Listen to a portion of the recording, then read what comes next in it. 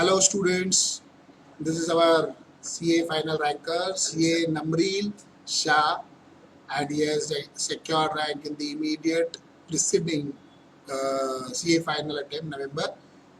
And he is today here with us to share his experience with Maniyar, at Maniyar, with the sirs, teachers, with the students. And basically आप भी जानते हो कि teachers लोग तो बहुत कुछ बोलते हैं पर बच्चे सुनते नहीं। टैप रिकॉर्ड बोलते हैं, बोलते हमेशा बोलते रहते हैं पेरेंट्स को, टीचर्स को। तो अगर कोई सक्सेसफुल स्टूडेंट अगर कोई चीज बोलता है तो स्टूडेंट समझते भी जल्दी है और सुनते भी जल्दी है। तो our objective is to just guide you guys for the studies. हम लोग ये सेशन को कुछ ऐसा रखेंगे जैसे first part number 1 which is the our weak point you can tell or what we do, we never advertise much. हमारे पास बच्चे माउथ पब्लिसिटी से आते हैं। तो स्टेप 1 ये आता है कि नमरील हमारे पास कैसे पहुंचा और सेफ है। स्टेप 2 नमरील आपको बताएगा कि एक स्टूडेंट के जैसा अपन प्रैक्टिकली रियलिस्टिकली कैसे पढ़ाई करना चाहिए, because it is not so easy to study in CA final secure rank. It require terrific hard work, but small चीजें जो हम करें उससे शायद हम कर पाए। Step 3 will be certain precautions which we should take while studying and so. ऐसा करके हम डिवाइड करेंगे। तो हम पहले अभी स्टार्ट करेंगे, नमरील से पूछेंगे, नमरील हाउ यू रीच्ड एट मणियार, because as such we never give much ad, और ज़्यादा हमारे पास बच्चों का यही आता है कंप्लेंट, मुझे पहले क्लास पता होता तो मैं आता था, पर हम ऐड इसीलिए नहीं देते, हमको लगता है रैंडम क्राउड आएगा तो मज़ा नहीं आती, बच्चा पढ़ने वाला आएगा तो अपने आप पढ़ाई करेगा। That is our thought, but then also you may elaborate how you reached in Maniyar. So, firstly, sir, thank you for the opportunity for me to, uh, uh, share something with your students and subscribers. I hope I can help. So, firstly, like every CA student, my journey in chartered accountancy started with CPT, and my dad, being a practicing chartered accountant, always aimed for me to get high marks or score a rank. So. Since the aim was to get a rank, he always wanted me to go, join some coaching where there are experienced teachers who can help me foster my abilities, so that I can really get at a stage where I can get a rank. So during CPT and IPCC, I joined classes that were relatively bigger in size, and I believe I did not have that drive in me, or there was nobody to push me to really get a rank. So I think the aim was never there to get a rank, though everybody works hard. Being a to clear the chartered accountancy exam, everybody needs to work hard. I believe everybody does, but then that extra pushback that is needed to get a rank, so that was not there. And having said so, I think one of the major reasons I joined Manyar was because my sister was a part of my elder sister who had coached under Manyar sir. She had told me about it, that they have a relatively smaller batch size. It was somewhere around 40 to 50 students. The major advantage of it was you get personal attention from your teachers. They know what your strengths are, they know what your weaknesses are, where do I need that push, at what point do I need that push, how can I work on my weaknesses, how can I capitalize on my strengths. I think these were the major advantages of having a small sized batch, which helped me. So yeah. Acha. So you came through Disha, correct? Yeah. Disha is my past student, and relatively we take batch size of 25, 30, 20, 15 ऐसा। Normally हमारा batch size यही चलता है। 40 बच्चे जब हो जाते हैं, जब हमारे पास्ट बैच के बच्चे आके बैठना चालू होते हैं। कभी कभी फाइनल में कोई बच्चा फेल हो जाता है and he want to sit again, तो हम जनरली अलाउ करते हैं। मेरे पास्ट में भी एक स्टूडेंट था, CA जयेश शाह करके, he used to sit second time and वो पास हुआ। नारायण करके एक मेरा स्टूडेंट था, he also used to sit. उसने तो मतलब कंटिन्यूस ही बैठता था, वो हो जाएगा तो वापस बैठता था, because I take early admission for long attempt, say for suppose it is March 19, तो I take admission for May 21 and so. तो टाइम बहुत रहता है, तो एक ही जब बच्चा है तो 2 दिन 3 दिन बैठेगा, लेकिन दूसरे बैच में कुछ ना कुछ चलते रहता है, तो मैनी स्टूडेंट्स सिट बहुत सारा, मतलब वापस हो गया तो वापस दूसरी बार बैठ जाता हूँ। उससे फ़ायदा क्या होता है कि जो वीक बच्चा रहता है उसको पहली बार बैठने के बाद ग्रिप नहीं आती है, तो जब वो सेकेंड टाइम बैठता है तो उसको मज़ा आती है। और ये सब हम जब क्लास में फेस टू फेस पढ़ाते हैं तो मोस्टली हम लोग रिकॉर्ड भी कर लेते हैं लेक्चर्स, तो कभी कभी बच्चों को लीव पीरियड में डाउट रहा, कभी बच्चों को ऐसे लगा कि मुझे वापस एक बार देखना है, मिस हो गया, तो वो लोग आके अलग टाइम पे लेक्चर्स देखते हैं। नमरील का एक फ्रेंड था मेरे पास, वो भी लेक्चर्स देखने आता था, वो तो बहुत ही बिजी था, फिल्म लाइन में कुछ तो प्रोजेक्ट्स करता था, तो ही टुक ई लेक्चर्स फॉर सीइंग। तो ऐसे हम लोग ये सब करते हैं। अभी हम सेकेंड पार्ट पे जाएंगे, पर before going to second part I need to tell that हर स्टूडेंट का एक अलग थॉट प्रोसेस होता है, हर टीचर का एक अलग थॉट प्रोसेस होता है, हमें उन दोनों को बरोबर से सेट करना पड़ता है, तो हम कोई चीज़ कर पाते हैं। अब नमरील से बात करेंगे। नमरील, the second question is that अभी बच्चे लोग पढ़ाई करते हैं, एक बिल्कुल रियलिस्टिक अप्रोच होनी चाहिए जब हम पढ़ाई करते हैं और जब हम पढ़ाई के लिए प्लानिंग करते हैं। मैंने बहुत बार ऐसे बहुत सारे लोगों को देखा है जो पास होने के बाद बहुत सारी अनरियलिस्टिक बातें करते हैं। जैसे let me tell you one more experience of mine. बच्चे जब पढ़ते हैं और जब एग्ज़ाम देने जाते हैं, उसको पूछेंगे एग्ज़ाम कैसा गया, टाइम लग गया 6 महीने बाद वापस आना। पास हो जाएगा तो बच्चों को बोलेगा मैं रोज 17 घंटे पढ़ता था, 18 घंटे पढ़ता था, रात भर जगता था। तो that is actually miss guiding the students. तो अपन एक रियलिस्टिक बात करें कि जो बच्चों को असिस्ट करे पढ़ने में, थोड़ी उनकी आदत या बोल सकते हो टेक्निक सुधारने में।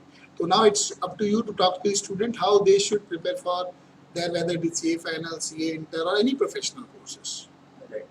So, firstly, like sir said, students बात करते हैं that they have been studying for 17-18 hours a day. Quite frankly, मैंने एक भी दिन 17 to 18 hours की पढ़ाई नहीं की है. Having said so, I believe every CA final student that just clears the exam also does a lot of hard work. And there's no doubt about it. For me, I believe what worked for me was that I was consistent for the time that I had studied. So having studying for 17 hours a day and then just studying 6 hours the next day makes no sense. Either one should always go for studying 13 hours a day for a consistent period of 2 to 3 months. I mean, if you can build that momentum, if you get create a timetable where you are consistently being able to study for a decent enough length of time, I believe you can not just cover your portion but comfortably finish with your revisions as well. Let me interrupt you. ये कहना चाहते हैं simple सी भाषा में, consistently पढ़ाई करो। अचानक ही 4 महीना 18 घंटा पढ़ के रैंक नहीं आएगी।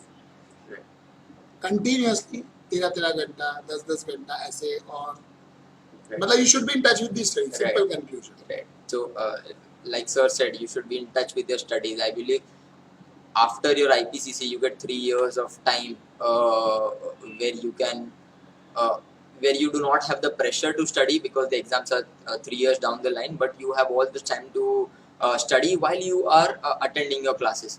So 3 years का जो classes होता है उसमें initially the classes are only for the weekends and then you get your regular batches. So when you're only doing classes with your weekends, while I believe a lot of people might have hectic article shifts, but week में 3 to 4 times, if you can just sit for an hour, revise what the professor has taught you in the classes, say just spend an hour revising what he has taught. Not even you do not have to study for 4 to 5 hours, but if you can just revise what is being taught, I think वो तुमको studies के touch में भी रखेगा and you will realize its benefits when you are on your study leave just before the examinations. So I think being in touch with the studies during these 3 years is very important. 3 years का gap जब आ जाता है, तुम पढ़ाई नहीं करते हो, तो जब तुम्हारी स्टडी लीव आती है तब अचानक से पढ़ाई स्टार्ट करना is a big challenge. So if you are in touch with your studies, वो जो flow रहता है वो भी रहेगा, and you do not have to start afresh. So yeah. Let me conclude it. ये सिंपल सी भाषा बोल रहे हैं, आपने किधर भी क्लास किया हो, चाहे मणिहार किया हो या किधर भी, क्लास में वो सर पढ़ाएंगे, पढ़ाने के बाद आपको रोज रिवाइज करना है, बिकॉज भूलो नहीं ताकि if you don't revise you will forget. इसके ऊपर मेरा एक स्टूडेंट था शिव कुमार करके, ओल्ड बैच का, और मैं जनरली सीए फाइनल में भी बच्चों को होमवर्क देता हूँ सम सॉल्व करने के लिए. स्टूडेंट को बड़ा गुस्सा आता है, सर अभी हम बच्चे थोड़ी आप होमवर्क दे रहे हैं, पर वो मुझे हमेशा बोलता था, सर आप होमवर्क देते हो तो मैं होमवर्क करता हूँ, उसमें मेरा रिवीजन हो जाता है. नंबर 2, उसका ऑफिस बहुत हेक्टिक था, मतलब मैंने देखा था उसकी ऑडिट और बाप रे दूर दूर रहती थी, रात को बेचारा 12 बजे पहले घर नहीं पहुंचता था, पर फिर भी होमवर्क करता था. तो वैसा ही अभी हमारा जो कल्चर है, हम लोग कोई भी स्टैंडर्ड के बच्चे हो, थोड़ा सा अत्याचारी टीचर्स है.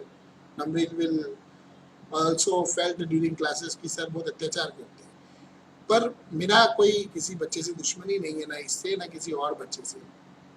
जब हम लोग किसी बच्चे पे अत्याचार करते हैं, हम उसको होमवर्क देते हैं, हम उसको बोलते हैं ये करके आ, ये पढ़, तूने नहीं पढ़ा तो वापस पढ़, ये वो. लॉजिक बहुत सिंपल है कि जब वो लीव पीरियड में जाएगा तब उसको याद आना चाहिए कि हैंडराइटिंग मेरी ही है और मुझे याद है. खाली ऐसे नहीं लगना चाहिए कि लिखा हुआ तो मेरा ही है पर कब लिखा. तो ही जस्ट वांट टू कंक्लूड कि जब भी आप पढ़ते हो कंटिन्यूअस, मतलब जो क्लास में पढ़ा रिवाइज करो रिवाइज करो रिवाइज करो ताकि एंड तक याद रहे. Yes, next. और just adding one more thing, ये क्लासेस में जो पढ़ाते हैं उसके टच में रहने से फ़ायदा ये है, 3 साल डाउन द लाइन तो मोस्ट प्रोबेबली तुमको याद नहीं रहेगा जो क्लास में क्या पढ़ा था, बट जो अंडरस्टैंडिंग हो गई होगी ना, वो अंडरस्टैंडिंग तुम्हारे अंदर रहेगी. जब तुम वापस बुक खोल के पढ़ाई करोगे, जो तुमको टाइम लगेगा वो कॉन्सेप्ट समझने के लिए, वो कंसिडरेबली लेस होगा as opposed to that student who has not studied for 3 years and is studying for the first time during his study. So I think उसमें तुम्हारा काफ़ी टाइम बचता है, and time is a very critical factor when you are studying for CA final, because you have 8 subjects and you hardly 4.5 or 5 months to prepare. So time management becomes very important, and I think being in touch with your classes helps to save your time during your study. ये तो हो गया. अभी बच्चे पढ़ते हैं तो कैसे पढ़ना चाहिए, मतलब जैसे अभी एक फ्लो होता है, जैसे भी अपने क्लासेस में जैसा फ्लो होता है, तो इफ़ यू आर कन्विंस्ड तो अच्छी बात है. जैसे भी आपको तो पता है, अपन पहले क्लासेस के नोट्स में से पढ़ाते हैं, जो सिलेक्टेड क्वेश्चंस होते हैं, some are of institute, some are from other author book, international books. वो करने के बाद अपन बच्चों को बोलते हैं इसको थरोली प्रैक्टिस करो, देन स्टार्ट सॉल्विंग पीएम. अपन जनरली कभी कभी वंस अ वीक जब ये सब्जेक्ट होने लगता है तो अपन इवनिंग में जैसे कॉस्टिंग का पीएम करने के लिए बच्चों को बोलते हैं 10 सम करके आना, डाउट सॉल्व करेंगे, 20 सम करके आना, डाउट सॉल्व करेंगे, ऐसा अपन रखते हैं. तो हमारा लॉजिक यही रहता है कि हमारे क्लासेस के सम करने के बाद अगर बच्चा इंस्टीट्यूट के सम पीएम वगैरह कर लेता है तो वो एग्जाम क्वेश्चन ही कर रहा है, तो थोड़ा ग्रिप आती है उसमें, कॉन्फिडेंस आता है. Do you feel so? Right. So my strategy was कि क्लासेस के नोट्स से स्टार्ट करना चाहिए, बिकॉज क्लासेस के नोट्स ऐसे स्ट्रक्चर्ड किए रहते हैं कि यू स्टार्ट विद सम्स जो इजी सम्स होते हैं, जो तुम्हारा बेस डेवलप करती है, and then the order of the sums has been structured in such a way that तुम बेस से चालू करो, धीरे धीरे धीरे डिफिकल्टी लेवल बढ़ती जाती है, वैसे तुम्हारी अंडरस्टैंडिंग भी बढ़ती जाती है, and till you reach the end of the chapter तुम्हारे ऑलमोस्ट सब कॉन्सेप्ट्स क्लियर हो जाते हैं. उसके बाद I started with institute material, that is study material and practice manual. Like sir हमेशा बोलते थे, after you finish with your study class का material, start with your PM and do it without seeing the answers. So what happens, जो तुमने class में सीखा रहता है, कॉन्सेप्ट सीखा रहता है, जब तुम खुद से अप्लाई करते हो तब यू रियलाइज कि तुम मिस्टेक्स क्या करते हो, और यू रियलाइज कि तुम्हें कॉन्सेप्ट समझा है कि नहीं. So when you are solving your study material and PM without seeing the solutions, you realise कि तुम्हें सम्स आ रहे हैं, कॉन्सेप्ट्स आ रहे हैं, एंड आ रहे हैं तो तुम्हें कॉन्फिडेंस भी मिलता है, एंड यू आर श्योर कि you are done with this chapter. So second thing is study material and practice manual. The third thing is very important, going through suggested answers of past papers. So before starting with my studies, when I had finished a brief studying of all the subjects. I mean, in a way, a first reading हो गया था. After which I just glanced through suggested answers of the past 10 attempts. So what was the advantage of doing that was I realized कि क्या pattern है institute किस पे focus कर रही है. Obviously trends are meant to be broken, there is no particular trend, but तुमको समझते हैं कि तुमसे क्या expect करते हैं institute. When you go through suggested answers you realise कि अच्छा ऐसे टाइप के आंसर्स लिखने हैं, मैं ऐसे लिख रहा था, मुझे लग रहा था ऐसे लिखना है, बट लिखना ऐसे है, इसके बेसिस पे मार्क्स अलॉकेट होंगे. सो क्या इंपॉर्टेंट है, क्या प्रायोरिटाइज करने हैं चैप्टर्स, कौन से चैप्टर्स को कम इंपॉर्टेंस दे सकते हैं, ये सब फायदे होते हैं when you go through suggested answer of past papers. Also I believe writing, I wrote one mock test and I believe एक मॉक टेस्ट तो एटलीस्ट लिखनी चाहिए.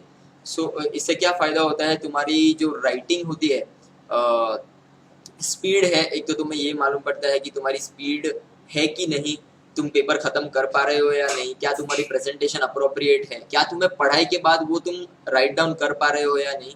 ये सब फायदे होते हैं मॉक टेस्ट से. तो आई थिंक ये स्ट्रक्चर्ड प्रोसेस है. ये 4 चीज़ करने से क्लासेस की material, study material, practice manual, past papers and writing one mock test, I think ऐसे स्ट्रक्चर करेंगे पढ़ाई तो there is very low chances that you will not be able to clear this exam. Correct. ये तो इसने बरोबर बोला. और जो बच्चे करते भी हैं उसका फर्क पड़ता है. मोस्ट प्रोबेबली जैसे जो बच्चे रहते हैं उनको लगता है कि अपन सिर्फ क्लासेस के नोट्स पढ़ लिए, पीएम नहीं किए, मॉड्यूल नहीं किए तो पास हो जाएंगे. पास हो जाओगे पर गारंटी नहीं है, क्योंकि अल्टीमेटली एग्जाम आप देने वाले हो. आपको पता तो चलना चाहिए आपको क्या आता है क्या नहीं आता है. और वो कब समझता है जब हम इंस्टीट्यूट का कंटेंट विदाउट सीइंग सॉल्व करते हैं, तो हमें आइडिया आता है कि हम किधर वीक है किधर स्ट्रॉन्ग है. तो मेरी तो सभी स्टूडेंट्स को ये एडवाइस रहती है, नोट्स पढ़ने के बाद एक बार वो करो, फिर इंपॉर्टेंट सब मार्क करके रखो, क्लासेस के कौन से समय जो लास्ट डे पढ़ने, पीएम के कौन से समय जो लास्ट डे पढ़ने, क्या कंसेप्ट है क्या नहीं है. नाउ जैसे थियरी पेपर होता है, long back I had one more interview, but I have never uploaded it anywhere, with a ranker. He used to tell me about some certain things. He used to tell me कि जो keywords होते हैं हर theory subject में, चाहे law हो, audit हो, वो keywords याद करने चाहिए, क्योंकि आंसर का वेटेज वो वर्ड से आता है. नंबर 1. नंबर 2 बोलता था इंपॉर्टेंट सेक्शन नंबर हमें याद करने चाहिए, बिकॉज एज ए प्रोफेशनल हम रियल लाइफ में भी जाते हैं, क्लाइंट से बात करते हैं, तो हम बिना सेक्शन नंबर बात करेंगे तो हमारी वैल्यू कम हो जाएगी. तीसरा वो बोलता था जो इंपॉर्टेंट केस लॉज होते हैं, रिसेंट केस लॉज होते हैं, हिस्टोरिकल केस लॉज होते हैं, वो हमें थोड़े याद करने चाहिए, because this is unavoidable part of the curriculum. और कुछ ऐसी चीज़ें होती है जो हम याद नहीं करेंगे तो हम कंसेप्ट क्लियर नहीं कर पाते. तो do you agree with that कि भाई हमें जो थोड़ी बहुत चीज़ें हैं जो हमारे काम की है, जो हमें लगता है कि आंसर्स लिखने में हेल्प करेगी, वो हमें याद करनी चाहिए थोड़ी बहुत. So a lot of students face this problem कि थियरी को कैसे क्रैक किया जाए. Even for me, my strength was always practical subjects, and theory was something that I feared कि चलो कम मार्क्स आएंगे तो थियरी में ही आ सकते हैं, because that is not the strength of a lot of students who appear for chartered accountants. Theory में I believe the more number of readings that you do उतना तुम्हें हेल्प करेगा. लाइक सर सेड, कीवर्ड्स याद करना, going having looked at the study material, you would have a fair idea कि ये पूरा by heart तो नहीं किया जा सकता. There is no chance that you can remember everything that is written in the book. So concising the material into notes using keywords for that matter, it helps a lot, so that at least not only for understanding what you have studied, also for revision, so that you can if you can concise a 100 pages book into 20 pages of important matter, it not only saves your time during your revisions, but also helps you to pause कर सकते हैं. Boss क्यों नहीं.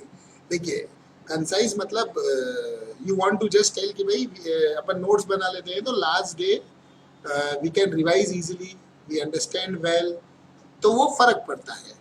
तो basically ये कहना चाहता है आपको कि नोट्स बनाना चाहिए. अभी ये रेगुलर इंटरव्यू नहीं देता है, तो आपको ऐसे लगेगा कि तो he is basically wanted to just precise कि आप जब पढ़ते हो थियरी के थोड़े नोट्स बना लो, की सेंटेंसेस लिख लो, फिर वो सेंटेंस को याद करने के लिए स्लोगन बनाना हो बना लो, कीवर्ड बनाना हो बना लो, दैट्स योर लुक आउट। पर थोड़ा तो याद करना ही पड़ता है, तो आसानी होती है पढ़ने में। अब मुझे लग रहा है नमरील थोड़ा थक गया है, तो अभी हम उसको 5 मिनट ब्रेक देते हैं और उसके बाद हम वापस कंटिन्यू करेंगे। Have a short break.